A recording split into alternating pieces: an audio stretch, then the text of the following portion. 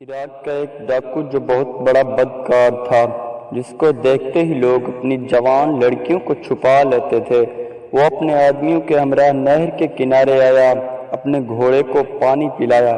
اچانک اس کی نظر ایک خوبصورت دوشیزہ پر پڑی جو مشک میں پانی بھر رہی تھی۔ لڑکی کو دیکھتے ہی وہ اس کا دیوانہ ہو گیا۔ اس نے اپنے آدمیوں کو کہا کہ لڑکی کے گھر کا پتہ کرو۔ جب اس ڈاکو کے آدمی لڑکی کے گھر کا پتہ معلوم کر کے واپس آئے، تب اس نے اپنے ایک آدمی کے ہاتھ لڑکی کے باپ ایک خط بھیجا، جس میں تحریر تھا: آج رات اپنی لڑکی کو گھر پر تنہا چھوڑ کر چلے جاؤ، ورنہ لڑکی سمیت سب کو قتل کر جاؤں گا۔ مجھے اس لڑکی کی حاجت ہے، آج میں اس لڑکی کے ساتھ تنہائی میں رات گزاروں گا۔ خط پڑھ کر لڑکی کے باپ کے پیروں سے زمین نکل گئی اور وہ حیرت سے کانپنے لگا۔ وہ بھاگتا ہوا اپنے علاقے کے سردار کے پاس آیا اور اس ڈاکو کا خط دکھایا۔ سردار نے کہا کہ وہ ایک خطرناک ڈاکو ہے، شاید تم اس سے واقف نہیں ہو، مگر میں اس سے اچھی طرح جانتا ہوں۔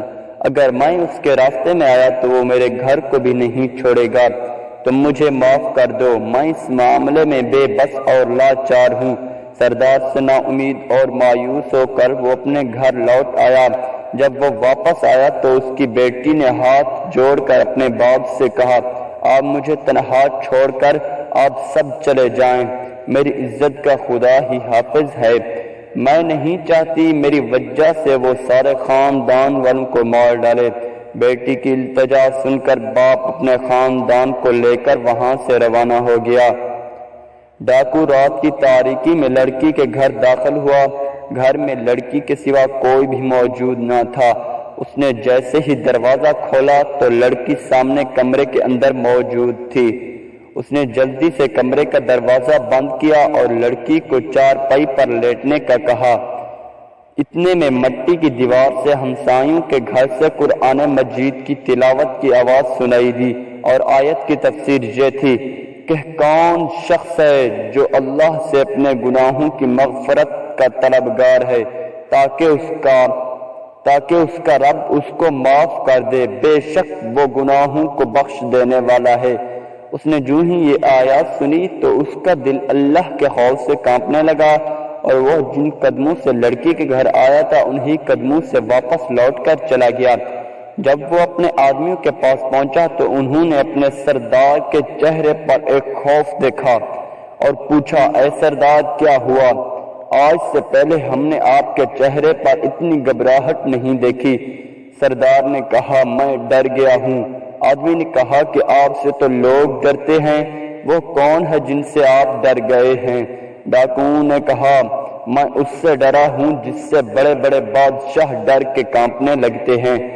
سردار نے کہا: آج سے ہم لوٹ مار نہیں کریں گے اور تم سب اپنے گھر لوٹ جاؤ۔ اس نے سچے دل سے خدا کی بارگاہ میں توبہ کی۔ توبہ کر کے اپنے گھر لوٹ رہا تھا تو اسے ایک خیال آیا: میری توبہ کیوں کر قبول ہوگی؟ میں نے تو لوگوں سے لوٹا ہوا مال بھی واپس نہیں کیا۔ اس نے لوٹا ہوا مال اہل لوگوں کو واپس لوٹانے کا فیصلہ کر لیا۔ سب سے پہلے اس نے یہودی تاجر سے لوٹا ہوا مال واپس کرنے کا فیصلہ کیا اور سفر کرتا ہوا تاجر کے گھر پہنچا۔ جب اس یہودی تاجر نے دیکھا اور کہا کہ آپ کیوں آئے ہو؟ میرے پاس جو مال تھا وہ تم لوٹ چکے ہو، اب بھی تیرا من نہیں بھرا؟ ڈاکو نے کہا: میں تو آج لوٹنے نہیں آیا بلکہ میں تیرا مال تجھے واپس کرنے آیا ہوں۔ یہ سن کر یہودی بہت حیران ہوا اور ڈاکو سے کہا کہ تم ایسا کس لیے کر رہے ہو؟ ڈاکو نے جواب دیا: میں نے اللہ کے خوف سے اپنے گناہوں سے توبہ کر لی ہے۔ میں نے یہ پیشہ ہمیشہ کے لیے چھوڑ دیا ہے۔ نہ اب میں چوری کروں گا اور نہ ہی کسی دوسرے کی عزت پر ڈاکہ ڈالوں گا۔ میں شرمندہ ہوں۔ یہودی کہنے لگا: اچھا تو یہ بات ہے، مگر جب تم نے مجھے لوٹا تھا تب میں نے بھی ایک قسم کھائی تھی۔ ڈاکو نے پوچھا: تم نے کیا قسم کھائی تھی؟ یہودی نے کہا کہ میں نے یہ قسم کھائی تھی: جو بندہ میرے دینار لوٹ کر جا رہا ہے اسی کے ہاتھ سے میں ایک دینار کے بدلے اتنی ہی مقدار میں سونے کی اشرفیاں لوں گا۔ ڈاکو نے کہا میں نے جو تمہارا مال لوٹا تھا میرے پاس تو بس وہی مال ہی ہے، میرے پاس سونے کی اشرفیاں بالکل بھی نہیں ہیں، آپ اپنا مال واپس لے لیجئے تاکہ میرے بے چین دل کا بوجھ ہلکا ہو جائے۔ مگر یہودی رضامند نہ تھا، اپنی قسم پوری کیے بغیر اپنا مال واپس نہیں لے سکتا تھا۔ تو میرا مال واپس لے جاؤ۔ جب یہودی نے اس ڈاکو کو بے بس دیکھا تو کہا کہ یہ راستہ بھی ہے جس سے تیری توبہ بھی مکمل ہو جائے گی اور میری قسم بھی پوری ہو جائے گی۔ ڈاکو نے کہا کہ وہ کون سا راستہ ہے؟ یہودی تاجر نے کہا کہ وہ سامنے ٹوکرے کے نیچے سونے کی اشرفیاں پڑی ہیں، تو جا کر سونے کی اشرفیاں اٹھا لے اور لا کر مجھے دے دے، یوں میری قسم بھی پوری ہو جائے گی۔